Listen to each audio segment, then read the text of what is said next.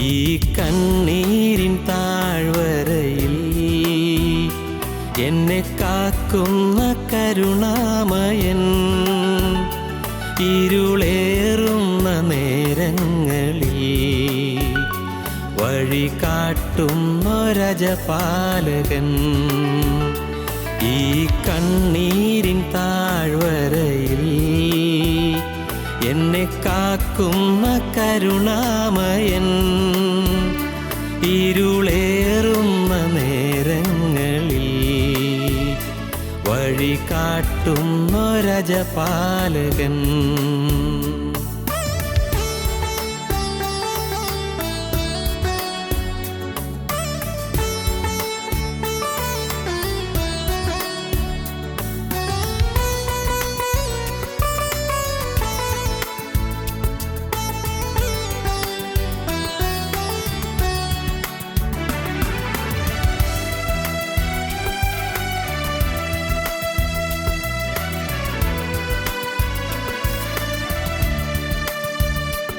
എൻ്റെ ദുഃഖങ്ങളേറ്റെടുക്കും, എൻ്റെ ഭാരങ്ങൾ ലഘുവാക്കിടും. എൻ്റെ ദുഃഖങ്ങളേറ്റെടുക്കും, എൻ്റെ ഭാരങ്ങൾ ലഘുവാക്കിടും. എൻ്റെ കണ്ണീരു കണ്ടാലോടിയെത്തും, തൻ്റെ മാറോടു ചേർത്തെന്നെയുറക്കും. പ്രിയ സ്നേഹിതനെന്നേശുനാഥൻ, ഈ കണ്ണീരിൻ താഴ്വരയിൽ എന്നെ കാക്കുന്ന കരുണാമയൻ, ഇരുളേറുന്ന നേരങ്ങളിൽ വഴി കാട്ടുന്നൊരജപാലകൻ.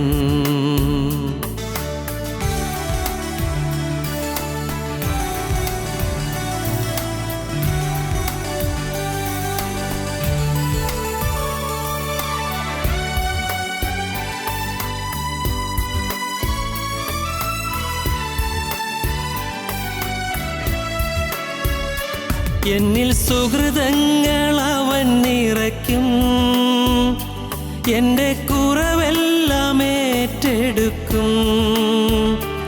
എന്നിൽ സുഹൃതങ്ങൾ അവൻ നിറയ്ക്കും, എൻ്റെ കുറവെല്ലാം ഏറ്റെടുക്കും. എൻ്റെ കരളൊന്നു പിടഞ്ഞാൽ അവനറിയും, തൻ്റെ വചനം പകർന്നെന്നെ ഉണർത്തും. നല്ല സ്നേഹിതനെന്നേശുനാഥൻ, ഈ കണ്ണീരിൻ താഴ്വരയിൽ എന്നെ കാക്കുന്ന കരുണാമയൻ, ഇരുളേറുന്ന നേരങ്ങളിൽ വഴി കാട്ടുന്നൊരജപാലകൻ. ഈ കണ്ണീരിൻ താഴ്വരയിൽ എന്നെ കാക്കുന്ന കരുണാമയൻ, ഇരുളേറുന്ന നേരങ്ങളിൽ വഴി കാട്ടുന്നൊരജപാലകൻ.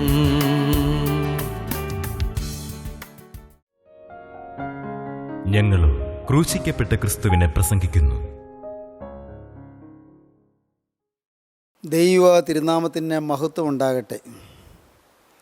കയ്പ് എന്നതാണ് നമ്മുടെ ചിന്താവിഷയം. കയ്പേറിയ അനുഭവങ്ങൾ. സമാധാനത്തിനായി എനിക്ക് അത്യന്തം കയ്പായി ഭവിച്ചു എന്ന് ഹിസ്കിയ രാജാവ് കരയുന്ന വേദഭാഗത്തെ ആസ്പദമാക്കി നമ്മുടെ ഈ പ്രഭാഷണ പരമ്പര നടന്നു വരികയായിരുന്നു. ഹിസ്കിയ രാജാവിൻ്റെ ജീവിതത്തിലെ കയ്പ് അപ്രതീക്ഷിതമായി വന്ന രോഗത്തിൻ്റെ ആക്രമണമായിരുന്നു. രണ്ടാമത് നാം ചിന്തിച്ചു മാറായിലെ കയ്പ്. വളരെയേറെ ഇസ്രായേൽ ജാതി മരുഭൂമിയിൽ കൂടി യാത്ര ചെയ്തു പോയപ്പോൾ അവർക്ക് ധാരാളം വെള്ളം കുടിക്കാൻ കിട്ടി. മരുഭൂമിയിൽ മഴയില്ല, മരുഭൂമി ഊഷരമാണ്, മരുഭൂമി ഉണങ്ങി വരേണ്ടതാണ്, എന്നാൽ ഇവിടെ വെള്ളം കിട്ടി. പക്ഷേ കുടിക്കാൻ അവർക്ക് കഴിഞ്ഞില്ല, വെള്ളം കയ്പുള്ളതായിരുന്നു. മാറായിലെ കയ്പ് ജലം. കൊമ്പ് വെട്ടിയിട്ടു, ആ കൊമ്പ് ആ വെള്ളത്തിലെ കയ്പ് മുഴുവൻ വലിച്ചെടുത്തു. കൊമ്പിൽ നിന്ന് ഊറിയിറങ്ങിയ ചാറ് വെള്ളത്തിൽ മധുരം പകർന്നു. മാറായിലെ കയ്പ് വെള്ളം മധുരമായി തീർന്നു. ദൈവത്തിന് സ്തോത്രം. മൂന്നാമത് ഇയ്യോബിൻ്റെ ജീവിതത്തിലെ കയ്പ് നാം ചിന്തിച്ചു. ഇയ്യോബിൻ്റെ ജീവിതത്തിൽ bitterness of disasters, bitterness of diseases, bitterness of despair, bitterness of the storms and tempests, bitterness of the living word of God. ദൈവത്തിൻ്റെ വചനം ഇയ്യോബിനെ സ്പർശിച്ചു. ആദ്യം കയ്പായി തോന്നിയെങ്കിലും വചനം ഇയ്യോബിന് അനുഗ്രഹമായി തീർന്നു. ഇയ്യോബിന് മനതിരിവുണ്ടായി, ശുദ്ധീകരണം ലഭിച്ചു. എല്ലാ കയ്പും മാറി, അനുഗ്രഹം സമൃദ്ധിയായി കിട്ടി. ദൈവത്തിന് സ്തോത്രം. പിന്നീടാണ് നാം രൂത്തിൻ്റെ പുസ്തകത്തിലെ കയ്പിനെക്കുറിച്ച് ചിന്തിച്ചു വന്നത്. രൂത്തിൻ്റെ ജീവിതം കയ്പുള്ളതായിരുന്നു. രൂത്തിൻ്റെ അമ്മായിമ്മയായ നവമിയുടെ ജീവിതം കയ്പുള്ളതായിരുന്നു. നവമിയുടെ കുടുംബം കയ്പേറിയ അനുഭവത്തിലൂടെ കടന്നുപോയി. നവമിയുടെ മക്കൾ രണ്ടുപേരും മരിച്ചു. നവമിയുടെ ഭർത്താവ് മരിച്ചു. നവമിയും 2 ആൺമക്കളുടെ ഭാര്യമാരെ 2 വിധവമാരും 3 വിധവമാരും. കയ്പേറിയ അനുഭവം. രൂത്തിൻ്റെ പുസ്തകത്തിൽ 1-ാം അധ്യായത്തിൽ 3 കാര്യങ്ങൾ നാം കണ്ടു. ഒന്ന്, നവമിയുടെ റോങ് ഡിസിഷൻ, തെറ്റായ തീരുമാനം. ബെത്ലഹേമിൽ നിന്ന് മോവാബിലേക്ക് ഇറങ്ങിപ്പോയ തെറ്റായ തീരുമാനം. 2, നവമിയുടെ റോങ് ഡിറക്ഷൻ. മക്കളെ, നിങ്ങൾ എൻ്റെ കൂടെ പോരണ്ട എന്ന് പറഞ്ഞ് അനുഗ്രഹത്തിലേക്ക് വരാൻ തുടങ്ങിയ മക്കളെ തടുത്തു. Wrong direction. 3, നവമിയുടെ ജീവിതത്തിലെ റോങ് ഡിസ്പൊസിഷൻ, തെറ്റായ മനോഭാവം. ദൈവം എനിക്ക് വിരോധമാണ്, ദൈവം എന്നോട് കയ്പായി പ്രവർത്തിച്ചിരിക്കുന്നു, ദൈവം എനിക്ക് ഏറ്റവും കയ്പായി പ്രവർത്തിച്ചിരിക്കുന്നു, നിറഞ്ഞവളായി ഞാൻ പോയി, ഒഴിഞ്ഞവളായി യഹോവ എന്നെ മടക്കി വരുത്തിയിരിക്കുന്നു. കഴിഞ്ഞ പ്രാവശ്യം നാം അതിനെക്കുറിച്ച് ചിന്തിച്ചു.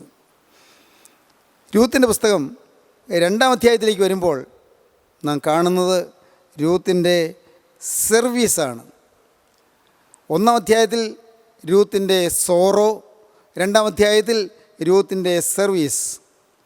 1-ാം അധ്യായത്തിൽ രൂത്തിൻ്റെ ദുഃഖം, 2-ാം അധ്യായത്തിൽ രൂത്തിൻ്റെ സേവനം. നമുക്ക് വായിക്കാം. 2-ാം അധ്യായം 1-ാം വാക്യം നമുക്ക് വായിക്കാം. നവോമിക്ക് തൻ്റെ ഭർത്താവായ എലീമേലെക്കിൻ്റെ കുടുംബത്തിൽ മഹാധനവാനായ ഒരു ചാർച്ചക്കാരനുണ്ടായിരുന്നു. അവന് ബോവസ് എന്ന് പേര്. എന്നാൽ മോവാബി സ്ത്രീയായ രൂത്ത് നവോമിയോട്, ഞാൻ വയലിൽ ചെന്ന് എന്നോട് ദയ കാണിക്കുന്നവനെ ആശ്രയിച്ച് കതിർ പെറുക്കട്ടെ എന്ന് ചോദിച്ചു. ദൈവത്തിന് സ്തോത്രം. ഞാൻ വയലിൽ ചെന്ന് എന്നോട് ദയ കാണിക്കുന്നവനെ ആശ്രയിച്ച് കതിർ പെറുക്കട്ടെ എന്ന് ചോദിച്ചു. പൊയ്ക്കൊള്ളുക മകളെ എന്ന് അവളോട് പറഞ്ഞു. പൊയ്ക്കൊള്ളുക മകളെ എന്ന് നവോമി രൂത്തിനോട് പറഞ്ഞു. അങ്ങനെ അവൾ പോയി. അങ്ങനെ അമ്മയുടെ അനുവാദത്തോടെ രൂത്ത് പോയി. വയലിൽ കൊയ്ത്തുകാരുടെ പിന്നാലെ ചെന്ന് പെറുക്കി. ഭാഗ്യവശാൽ അവൾ എലീമേലെക്കിൻ്റെ കുടുംബക്കാരനായ ബോവസിനുള്ള വയലിലായിരുന്നു ചെന്നത്. ഭാഗ്യവശാൽ അവൾ എലീമേലെക്കിൻ്റെ കുടുംബക്കാരനായ ബോവസിനുള്ള വയലിലായിരുന്നു ചെന്നത്. ബോവസ് മഹാസമ്പന്നനായിരുന്നു. മഹാസമ്പന്നനായ ബോവസിൻ്റെ വയലിൽ രൂത്ത് ചെന്ന് കാല പെറുക്കി, കതിര് പെറുക്കി. രൂത്തിനെ കൊയ്യാൻ അറിഞ്ഞുകൂടാ. കൊയ്ത്ത് പാടം കണ്ടിട്ടില്ല, കൊയ്ത്ത് കണ്ടം കണ്ടിട്ടില്ല, വിളവെടുപ്പ് കണ്ടിട്ടില്ല, കറ്റകൾ കണ്ടിട്ടില്ല, കൊയ്ത്തരിവാൾ പിടിച്ചിട്ടില്ല, ഒരു പരിചയവുമില്ല. രൂത്ത് ജനിച്ചു വളർന്ന നാടിൽ കൊയ്ത്തില്ല. മോവാബ് ദേശത്ത് യവക്കൊയ്ത്തില്ല. മോവാബ് ദേശത്ത് ധാന്യക്കൊയ്ത്തില്ല. മോവാബ് ദേശത്ത് വയലിൽ വേലയില്ല, അവിടെ പ്രവർത്തന രംഗമില്ല. രൂത്ത് വയൽ കണ്ടിട്ടില്ല. എന്നാൽ ഇതുവരെയും കണ്ടിട്ടില്ലാത്ത ഒരു വയലിലേക്ക് രൂത്ത് ഇതാ വന്നിരിക്കുകയാണ്. രൂത്തിൻ്റെ ജീവിതത്തിൽ അനുഗ്രഹങ്ങൾ ഒന്നൊന്നായി വരാൻ തുടങ്ങുകയാണ്. ആദ്യം മോളെ നീ പോരണ്ട എന്ന് പറഞ്ഞപ്പോൾ, മോവാബിൽ നിന്ന് ബേത്ലഹേമിലേക്ക് പോരണ്ട എന്ന് പറഞ്ഞ് കേട്ടപ്പോൾ രൂത്ത് അമ്മാമിയോട് പറഞ്ഞു, നിന്നെ ഞാൻ വിട്ട് വരികയില്ല, ദൈവത്തോടും ദൈവജനത്തോടും ചേർന്ന് ഞാൻ നിൽക്കും. അമ്മയെ അമ്മ പോകുന്നിടത്ത് ഞാൻ പോകും, അമ്മ പാർക്കുന്നിടത്ത് ഞാൻ പാർക്കും. അമ്മയുടെ ദൈവം എൻ്റെ ദൈവം, അമ്മയുടെ ജനം എൻ്റെ ജനം. അവൾ അന്ന് തീരുമാനമെടുത്തു. അവൾ പുറപ്പെട്ടു. വരും വരായികളൊന്നും ചിന്തിച്ചല്ല, അമ്മയോടുള്ള സ്നേഹത്തിൽ അവൾ ഇറങ്ങി പുറപ്പെട്ടു. ഇപ്പോൾ അവൾ ബോവസിൻ്റെ വയലിലെത്തി. നല്ലൊരു തീരുമാനം അവൾ എടുത്തു, ശക്തമായൊരു തീരുമാനം അവൾ എടുത്തു. ആ തീരുമാനം മുന്നോട്ട് അവളെ നയിച്ചു കൊണ്ടുപോയി. അവൾ എത്തി ബോവസിൻ്റെ വയലിൽ. അവൾ പറയുന്നൊരു വാക്ക് ശ്രദ്ധിക്കേണ്ടതാണ്. ഞാൻ വയലിൽ ചെന്ന് എന്നോട് ദയ കാണിക്കുന്നവനെ ആശ്രയിച്ച് കതിര് പെറുക്കട്ടെ എന്ന് ചോദിച്ചു. പൊയ്ക്കൊള്ളുക മകളെ എന്ന് നവോമി രൂത്തിനോട് പറഞ്ഞു. ഞാൻ വയലിൽ ചെന്ന് ഞാൻ എന്നോട് ദയ കാണിക്കുന്നവനെ ആശ്രയിച്ച് അവൻ്റെ വയലിൽ ഞാൻ കതിര് പെറുക്കട്ടെ എന്ന് ചോദിച്ചു. കൊയ്യാൻ എനിക്ക് അറിഞ്ഞുകൂടാ, അരിവാൾ പിടിക്കാൻ അറിഞ്ഞുകൂടാ, കൊയ്ത്തുകറ്റ കെട്ടി പരിചയമില്ല. അതുകൊണ്ട് എനിക്ക് അറിയാൻ വയ്യാത്തതുകൊണ്ട് അത് ഞാൻ ചെയ്യാൻ നിർവാഹമില്ലല്ലോ. എനിക്ക് ആകെ സാധിക്കും കൊയ്തു പോകുന്നവരുടെ പിന്നാലെ നടക്കാം, കൊയ്ത് പോകുന്നവരുടെ കൊയ്ത് മുന്നേറുന്നവരുടെ പിന്നാലെ ചേർന്ന് നടന്നുകൊണ്ട് അവരുടെ ആ കൊയ്ത്തുകറ്റയിൽ നിന്ന് ഊർന്നു വീഴുന്ന കതിര് ഒന്നും നഷ്ടപ്പെടാതെ ഞാൻ പെറുക്കിയെടുക്കാം. അവരറിഞ്ഞല്ല നഷ്ടപ്പെടുന്നത്, എന്നാൽ അവരുടെ കൊയ്തുകൊണ്ടിരിക്കുന്ന സമയത്ത് അവരുടെ കറ്റയിൽ നിന്ന് ഉതിർന്നു വീഴുന്ന കതിരുകൾ ഞാൻ പെറുക്കിയെടുത്തുകൊള്ളാം. ദൈവത്തിന് സ്തോത്രം. എനിക്കറിയാവുന്ന ഞാൻ ചെയ്തു കൊള്ളാം. അറിയാവുന്നത്രയും ചെയ്യുവാനുള്ള മനോഭാവം രൂത്ത് കാണിച്ചു. രൂത്തിൻ്റെ സർവീസ്, അവളുടെ സേവന മനോഭാവം, സേവനത്തിനുള്ളതായ അവളുടെ ഔത്സുക്യം, സേവനത്തിനുള്ളതായ അവളുടെ താല്പര്യം. പ്രിയപ്പെട്ടവരെ, പ്രവർത്തിക്കാൻ അവൾക്ക് മനസ്സാണ്. അറിയാൻ വയ്യ, പക്ഷേ പ്രവർത്തിക്കാൻ മനസ്സാണ്. ജോലി ചെയ്യാൻ അറിയാൻ വയ്യ, പക്ഷേ ജോലി ചെയ്യാൻ മനസ്സാണ്. ദൈവത്തിന് സ്തോത്രം. ഉള്ളതിൽ നീ വിശ്വസ്തനായി നിൽക്കൂ, അല്പത്തിൽ നീ വിശ്വസ്തനായി നിൽക്കൂ, അധികത്തിലേക്ക് ദൈവം നിന്നെ നടത്തും. കർത്താവിന് സ്തോത്രം. ഒന്നും അറിഞ്ഞുകൊണ്ടല്ല അവൾ സ്വമേധയാ വേല ചെയ്യാൻ ഇറങ്ങുകയാണ്. ഒന്നും ചിന്തിച്ചുകൊണ്ടല്ല, വരും വരായികൾ അവൾ ചിന്തിച്ചില്ല, ഭവിഷ്യത് ഫലങ്ങൾ അവൾ നോക്കിയില്ല. എന്നാൽ അവൾ ഇറങ്ങുകയാണ്, വേലസ്ഥലത്തേക്ക് ഇറങ്ങുകയാണ്, വയലിലേക്ക് ഇറങ്ങുകയാണ്. ദൈവത്തിന് സ്തോത്രം. എന്താണിത് കാണിക്കുന്നത്? മഹാനായ ബോവസിൻ്റെ വയലിലേക്ക് രൂത്ത് ഇറങ്ങിയതുപോലെ ഇന്ന് ഈ വാക്കുകളെ കേൾക്കുന്ന നിങ്ങൾ ഓരോരുത്തരും കർത്താവായ യേശുക്രിസ്തുവിൻ്റെ വയലിലേക്ക് ഇറങ്ങുവാൻ കർത്താവ് നിങ്ങളെ ആഹ്വാനം ചെയ്യുകയാണ്. ഭാഗ്യവശാലവൾ ബോവസിനുള്ള വയലിലായിരുന്നു ചെന്നത്. മഹാസമ്പന്നായ ബോവസിൻ്റെ വയലിലെത്തി. സ്നേഹിതരെ, നിങ്ങൾ ബോവസിൻ്റെ വയലിലേക്ക് എത്തുകയാണ്. നിങ്ങൾ ഓടി വരുവീൻ, നിങ്ങൾ കൂടി വരുവീൻ, നിങ്ങൾ വന്ന് വചനം വിതയ്ക്കുവാൻ നിങ്ങൾ പുറപ്പെടുവീൻ, ദൈവത്തിൻ്റെ വേല ചെയ്യുവാൻ നിങ്ങൾ പുറപ്പെടുവീൻ, കൊയ്ത് കറ്റയായി കെട്ടുവാൻ നിങ്ങൾ പുറപ്പെടുവീൻ, കറ്റയായി കൂട്ടിയെടുക്കുവീൻ. ദൈവത്തിന് സ്തോത്രം. സങ്കീർത്തനക്കാരൻ പറഞ്ഞു, കണ്ണുനീരോടെ വിതയ്ക്കുന്നവർ ആർപ്പോടെ കൊയ്യും. വിത്ത് ചുമന്ന് കരഞ്ഞും വിതച്ചുകൊണ്ട് നടക്കുന്നു, കറ്റ ചുമന്ന് ആർത്തും കൊണ്ട് വരുന്നു. കണ്ണുനീരോടെ വിതയ്ക്കുന്നവർ ആർപ്പോടെ കൊയ്യും. ദൈവത്തിന് സ്തോത്രം. 126 സങ്കീർത്തനത്തിലാണ് കണ്ണുനീരോടെ വിതയ്ക്കുന്നവർ ആർപ്പോടെ കൊയ്യും. നമുക്ക് വായിക്കാം 126 സങ്കീർത്തനം. വിത്ത് ചുമന്ന് കരഞ്ഞും വിതച്ചും കൊണ്ട് നടക്കുന്നു, വിത്ത് ചുമന്ന് കരഞ്ഞും വിതച്ചും കൊണ്ട് നടക്കുന്നു, കറ്റ ചുമന്നും ആർത്തും കൊണ്ട് വരുന്നു. കറ്റ ചുമന്ന് ആർത്തും കൊണ്ട് വരുന്നു. വിത്ത് ചുമന്ന് കരഞ്ഞും വിതച്ചും കൊണ്ട് നടക്കുന്നു, കറ്റ ചുമന്ന് ആർത്തും കൊണ്ട് വരുന്നു. കണ്ണുനീരോടെ വിതയ്ക്കുന്നവർ ആർപ്പോടെ കൊയ്യും. ദൈവത്തിന് സ്തോത്രം. വിത്ത് ചുമന്ന് കരഞ്ഞും വിതച്ചും കൊണ്ട് നടക്കുന്നു. ഇന്ന് വിത്ത് ചുമക്കുന്നത് കഷ്ടപ്പാടാണ്, കരച്ചിൽ വരും, ഒരു ഭാരമാണ്, അതൊരു ചുമടാണ്.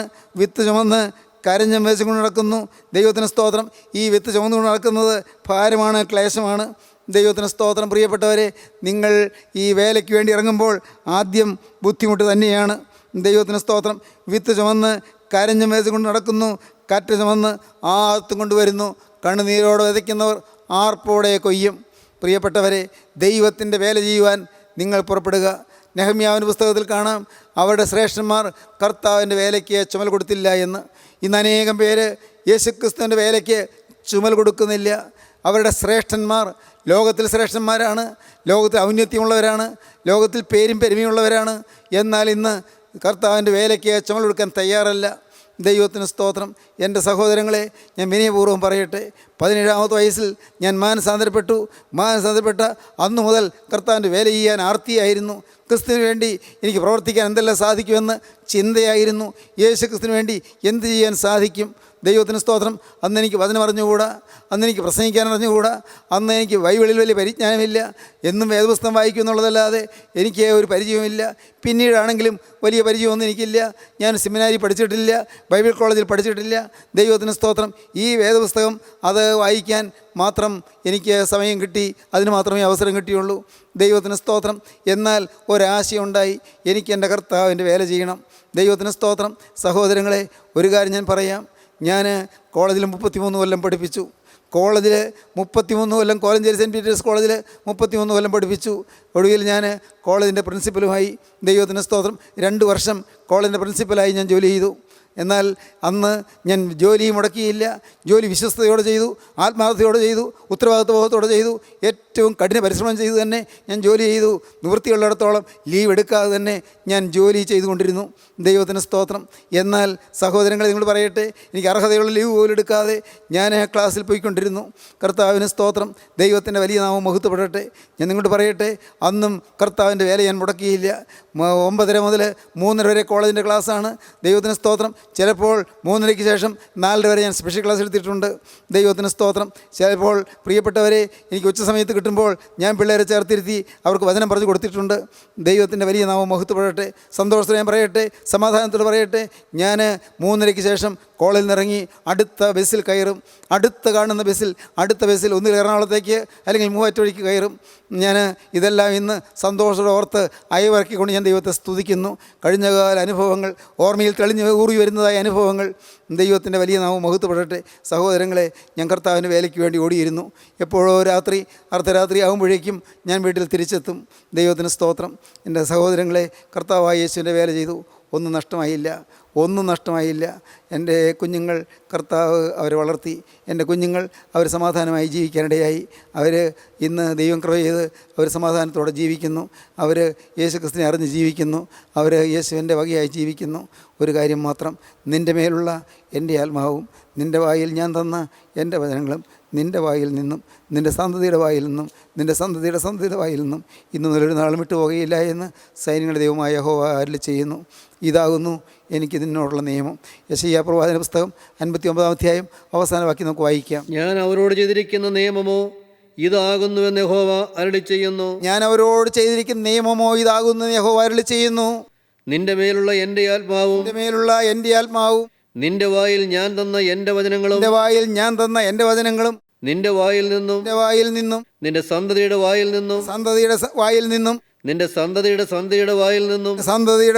വായിൽ നിന്നും ഇന്നു മുതൽ ഒരു നാളും വിട്ടുപോകയില്ല എന്ന് യഹോവ അരുളി ചെയ്യുന്നു. ദൈവത്തിന് സ്തോത്രം. പ്രിയപ്പെട്ടവരെ, ജീവനുള്ള ദൈവം വാഗ്ദത്തം തരികയാണ്. കർത്താവിൻ്റെ വേലയ്ക്ക് ചുമൽ കൊടുത്തുള്ളൂ. ദൈവത്തിന് സ്തോത്രം. കർത്താവിൻ്റെ വേലയ്ക്ക് ചുമൽ കൊടുത്താൽ എന്താണ് കിട്ടുന്നത്? പിതാക്കന്മാർ പാടി, യജമാനൻ വരും, കർത്താവായ യേശു വീണ്ടും വരും. അന്നേരത്ത് ഉണർവുള്ളവരായി മുന്തിരിത്തോപ്പിൽ പണി ചെയ്യുന്നവരായി കാണുന്ന ദാസന്മാരത്രേ ധന്യന്മാർ. ദാസന്മാർ മാത്രമേ ധന്യരാകുകയുള്ളൂ. മുന്തിരിത്തോപ്പിൽ പണി ചെയ്യുന്നവരായി കാണുന്ന ദാസന്മാർ മാത്രമേ ധന്യരാകുകയുള്ളൂ. അവർ മാത്രമേ അനുഗ്രഹിക്കപ്പെടുകയുള്ളൂ. യജമാനായ യേശു വീണ്ടും വരുമ്പോൾ തൻ്റെ മുന്തിരിത്തോപ്പിൽ പണി ചെയ്യുന്നവരായി കാണും ദാസന്മാർ മാത്രമേ അനുഗ്രഹിക്കപ്പെടുകയുള്ളൂ. അവരെ പകലന്തിയോളം പണിയെടുക്കുന്ന തൻ്റെ ദാസന്മാരെ പിതാവായ ദൈവം തൻ്റെ സ്വർഗീയ തിരുമേശയിലേക്ക് ആനയിക്കും. പുത്രൻ തമ്പുരാൻ അവരെ പരികർമ്മിക്കും. താതനിരുത്തും മേശയ്ക്കായി പിതാവായ ദൈവം തൻ്റെ സ്വർഗീയ തിരുമേശയെങ്കിൽ വിരുന്ന് മേശയെങ്കിൽ ആനയിച്ചിരുത്തും. സുതൻ പരികർമ്മിക്കും സുതൻ. പുത്രൻ തമ്പുരാൻ അവരെ ശുശ്രൂഷിക്കും. റൂ കുതിശ പാറക്കലീത്ത മെടയുന്നതായ കിരീടം അവരുടെ ശിരസിൽ ചൂടിക്കും. ആശ്വാസപദനായ പരിശുദ്ധാത്മാവ് കിരീടമടഞ്ഞ് അവരുടെ ശിരസിൽ ചൂടിക്കും. ദൈവത്തിന് സ്തോത്രം. വേല ചെയ്താൽ പ്രതിഫലമുണ്ട്. യേശുക്രിസ്തുവിന് വേണ്ടി ഒരു ചെറുവിരൽ അനക്കിയാൽ പ്രതിഫലമുണ്ട്. എൻ്റെ നാമത്തിൽ ഈ ചെറിയൊരു ഒരുത്തന് ഒരു പാനപാത്രം വെള്ളം കുടിക്കാൻ കൊടുത്താൽ പ്രതിഫലം കിട്ടാതെ പോകുകയില്ല. ദൈവത്തിന് സ്തോത്രം.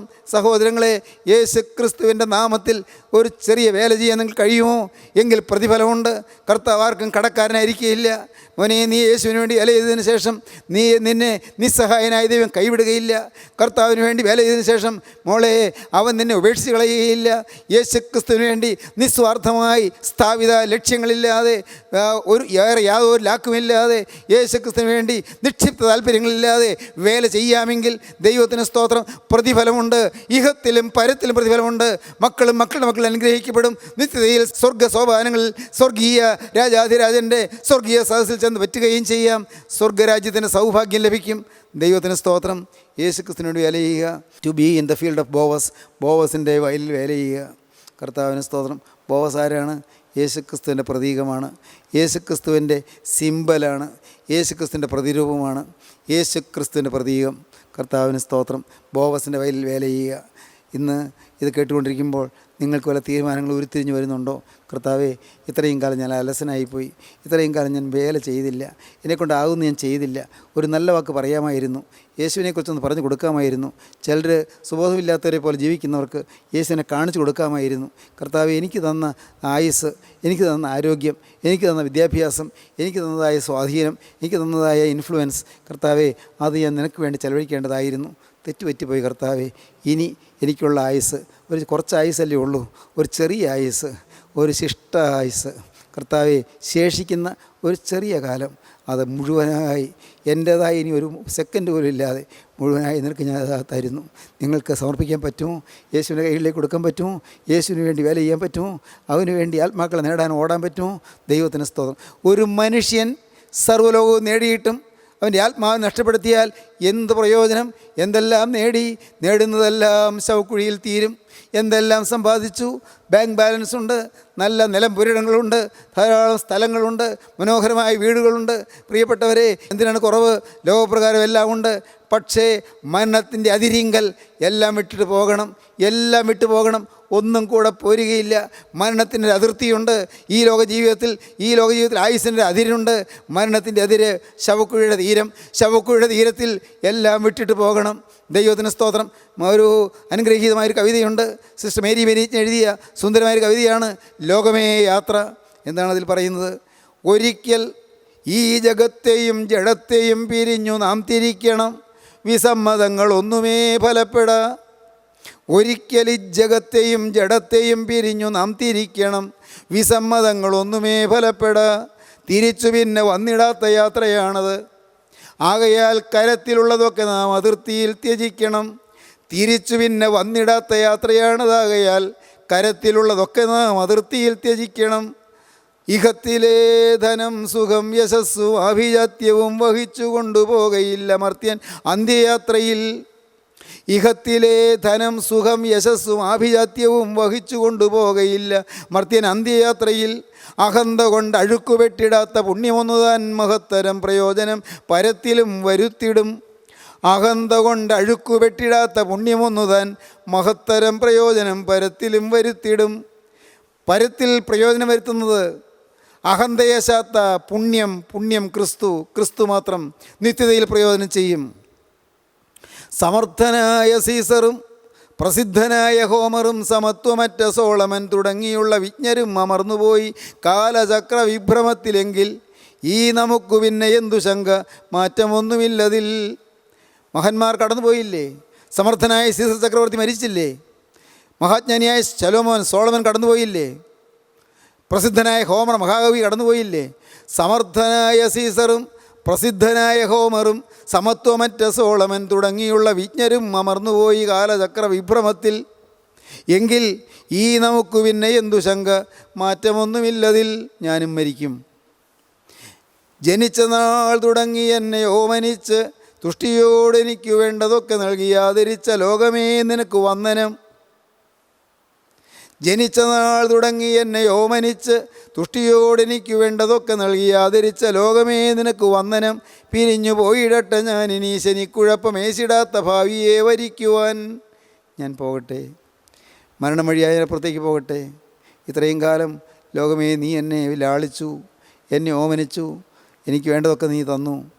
ജനിച്ച നാൾ തുടങ്ങി എന്നെ ഓമനിച്ച് തുഷ്ടിയോടെനിക്ക് വേണ്ടതൊക്കെ നൽകി ആദരിച്ച ലോകമേ നിനക്ക് വന്ദനം. പിരിഞ്ഞു പോയിടട്ടെ ഞാനിനി ശനിക്കുഴപ്പമേശിടാത്ത ഭാവിയെ വരിക്കുവാൻ. ദൈവത്തിന് സ്തോത്രം. ഒന്നും കൂടെ പോരുകയില്ല, കൂടെ പോരും. യേശുക്രിസ്തുവിന് വേണ്ടി നിങ്ങൾ ചെയ്താൽ കൂടെ പോരും. കർത്താവിന് വേണ്ടി നിങ്ങൾ ചെയ്താൽ പ്രയോജനപ്പെടും. അതാണ് C.T. ഷെഡ് പറഞ്ഞത്, just one life till soon be past, that which is done for Christ alone will last. Just one life, ഒരായുസേ ഉള്ളൂ. പല ആൾ പുതുതായി ജീവിക്കാൻ വേറൊരു ആയുസില്ല, പല ആയുസില്ല. ഒന്നുകൂടി നന്നായി ജീവിക്കാൻ വേറൊരു ആയുസില്ല, ഒരേ ഒരു ആയുസ് മാത്രം. Just one life till soon be past. എത്ര വേഗം തീർന്നു പോകും. Till soon be past, that which is done for Christ alone will last. Yeshu ക്രിസ്തുവിന് വേണ്ടി ചെയ്യുന്നത് മാത്രം നിലനിൽക്കും, എല്ലാം തീരും. ഇന്ന് നാം ആരോഗ്യം നിലനിർത്താൻ ശ്രമിക്കുന്ന നമ്മുടെ ശരീരമുണ്ടല്ലോ, അത് മണ്ണോട് മണ്ണ് ചേരും. ഇന്ന് നാം മിനുക്കുന്ന കോതി മിനുക്കുന്നതായി മുടിയുണ്ടല്ലോ, എല്ലാം മണ്ണോട് മണ്ണ് ചേരും. ഇന്ന് നമ്മുടെ മുഖം സുന്ദരമാക്കാൻ നാം പരിശ്രമിക്കുന്ന ഈ മുഖം, മൃദുലമാക്കാൻ ശ്രമിക്കുന്ന ഈ മുഖം, അതെല്ലാം വികൃതമാകും, അതെല്ലാം പുഴുവരിക്കും. ദൈവത്തിന് സ്തോത്രം. ഇന്നത്തെ ഈ കൈകളും കാലുകളും ഇന്ന് എന്തെല്ലാം ചെയ്ത കൈകളാണ്, എവിടെയെല്ലാം നടന്ന കാലുകളാണ്, എല്ലാം നിശ്ചലങ്ങളാകും, ഉള്ളതും പുഴുവരിക്കും, മണ്ണോട് മണ്ണ് ചേരും, എല്ലാം തീരും. നിലനിൽക്കുന്നതുണ്ട് just one life, it will soon be past, that which is done for Christ alone will last. യേശുക്രിസ്തുവിന് വേണ്ടി ചെയ്യുന്നത് മാത്രം നിലനിൽക്കും. സ്നേഹിതരെ, നിങ്ങളെന്ത് പറയുന്നു? യേശുവിന് വേണ്ടി നിങ്ങൾ ചെയ്യാൻ തോന്നുന്നുണ്ടോ? യേശുവിൻ്റെ വേല ചെയ്യാൻ തോന്നുന്നുണ്ടോ? രൂത്ത് ബോവസിൻ്റെ വയലിൽ വേലയ്ക്കായി ഇറങ്ങി. എന്നോട് ദയ കാണിക്കുന്ന ഒരാളെ, അവൾ പറയുകയാണ്, എന്നോട് ദയ കാണിക്കുന്ന ഒരാളെ. വായിക്കാം. എന്നാൽ മോവാബി സ്ത്രീയായ രൂത്ത് നവോമിയോട്, ഞാൻ വയലിൽ ചെന്ന് എന്നോട് ദയ കാണിക്കുന്നവനെ ആശ്രയിച്ച് കതിർ പെറുക്കട്ടെ എന്ന് ചോദിച്ചു. ദയ കാണിക്കുന്നതിനെ ആശ്രയിച്ച് കതിർ പെറുക്കട്ടെ എന്ന് ചോദിച്ചു. ഇന്ന് ദൈവവേലയ്ക്ക് വേണ്ടി ദയ കാണിക്കാൻ പലരും വിമുഖരാണ്. ദൈവവേലയ്ക്ക് വേണ്ടി ഇറങ്ങുന്നവരെ തടുക്കുകയാണ് പലരുടെയും ഉദ്യമം.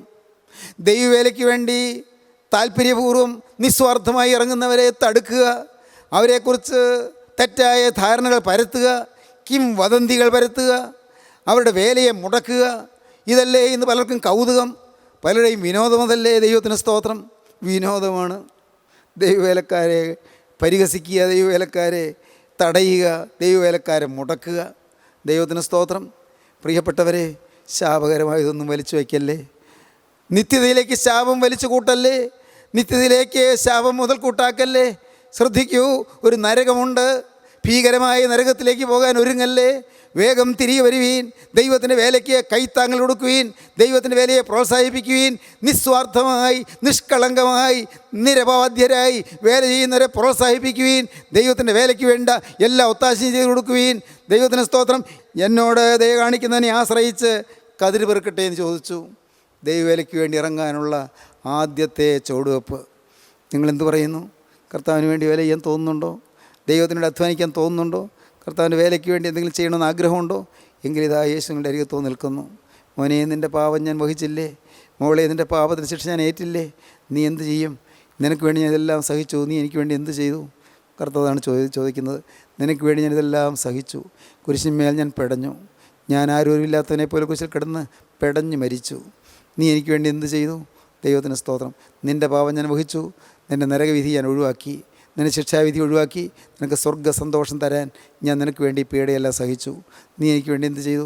കർത്താവേ, ഞാനും എനിക്കുള്ളതെല്ലാം നിൻ്റേത് നിങ്ങൾക്ക് സമർപ്പിക്കാം. യേശുവേ, ഞാനും എനിക്കുള്ളതെല്ലാം നിൻ്റേത്. ഇന്നു മുതൽ യേശുവേ, ഞാൻ നിൻ്റെ മാത്രമാകാം. സമർപ്പിക്കൂ. നമുക്ക് പ്രാർത്ഥിക്കാം. കാരുണ്യവാനേ, മഹാപരിശുദ്ധനായ സ്വർഗീയ പിതാവേ, ഈ നല്ല സമയത്തിനായി സ്തോത്രം. നിൻ്റെ വചനം കേട്ട് എല്ലാവരെയും തൊടണമേ, എല്ലാവരെയും തലോടണമേ. ദൈവവേലയ്ക്ക് വേണ്ടിയുള്ളതായി ആഹ്വാനം നൽകിയതിനായി സ്തോത്രം. കർത്താവേ, വേലക്കാരെ എഴുന്നേൽപ്പിക്കണമേ, പുതിയ വയലുകൾ തുറക്കണമേ, പുതിയ വേലസ്ഥലങ്ങൾ തുറക്കണമേ. നാഥ, ഞങ്ങൾ ജീവിക്കുന്ന സാഹചര്യത്തിൽ യേശുക്രിസ്തുവിന് സാക്ഷിപ്പാടുള്ളതായ നല്ലവരെ ഞങ്ങൾക്ക് നൽകണമേ. എല്ലാവരെയും അനുഗ്രഹിക്കണമേ. യേശുക്രിസ്തുവിൻ്റെ ജയകരമായ നാമത്തിൽ തന്നെ. ആമീൻ. ഹല്ലേലൂയ.